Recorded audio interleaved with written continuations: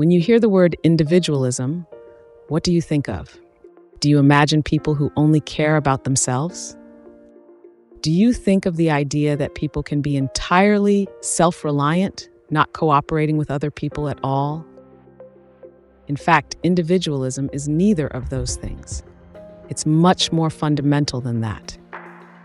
Let's explore what individualism is and what it's not to find out more. Fundamentally, individualism is the idea that only individual people have goals. A group of people, as such, can't have goals. You might talk casually about a group of people having a goal, say, a soccer team having a goal of winning a match.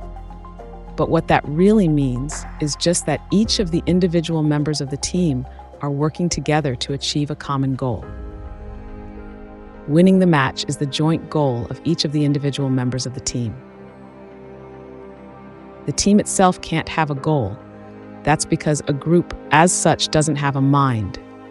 It can't be happy or unhappy, so it can't have its own goals. It's just a collection of individual people, each of whom do have minds and each of whom do have goals. It wouldn't make any sense to think of the group being happy when every individual member were unhappy. You can learn more about why it's a fallacy to mix up what's true of a group with what's true of its individual members in our video on the fallacies of composition and division. Go and check it out if you haven't seen it already. So why does this matter? After all, in the case of the soccer team, everyone has the same goal.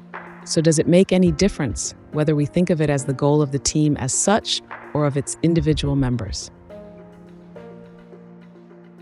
The reason that this matters is that not every case is as simple as the soccer team.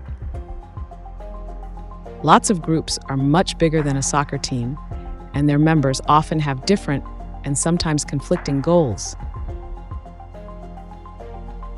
Think of the group consisting of all the citizens of a whole country, for instance, or the group consisting of all women. Such a large group of people will inevitably not all have the same goals. Dealing with conflicting goals among different people is what ethics is all about. We cover that in more detail in our video on reason-based ethics. Go and check that out if you haven't seen it already. One problem with ethics is that it's common for people to make false claims about what's ethical to try to manipulate people into harming themselves for the benefit of others. Sometimes people will claim that a group as such has goals and that it's the duty of members of that group to put those goals above their own.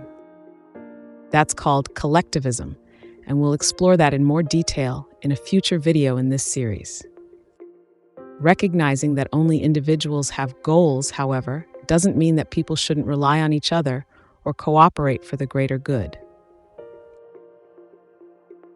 Nothing about human cooperation relies on the idea that a group of people as such can have goals. It's quite possible for a group of people to cooperate in pursuit of common individual goals. Cooperation often involves compromises, including sometimes putting others' interests first. The reason to cooperate is because, ultimately, cooperating will benefit each individual cooperator. If a person is demanding your cooperation in something, but can't show how this will ultimately help to achieve your goals, that person is really not asking for your cooperation, but your subordination. In this situation, it is the person demanding so-called cooperation who is being selfish, not the person refusing it. So, individualism, properly understood, doesn't require that people be self-reliant or not cooperate with others. Thus, showing that people can't be self-reliant or that people are better off cooperating with others doesn't falsify individualism. Likewise, individualism doesn't mean that people should be selfish or not care about others. So showing that people are better off if they do care about others, or that being selfish is wrong, can't falsify individualism.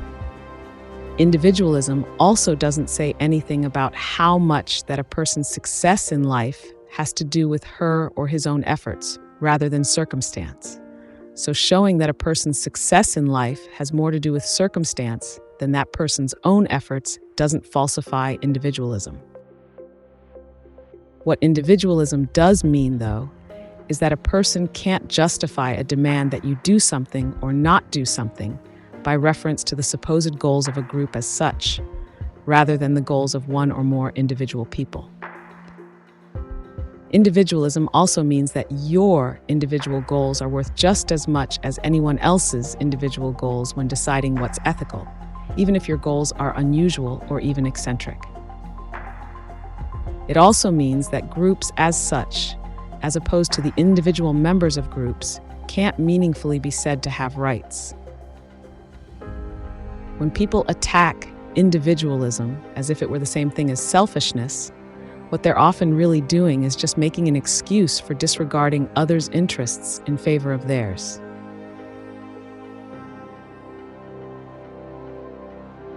In other words, they're falsely accusing others of being selfish so that they can be selfish themselves. Have you come across any examples of people misunderstanding what individualism is lately?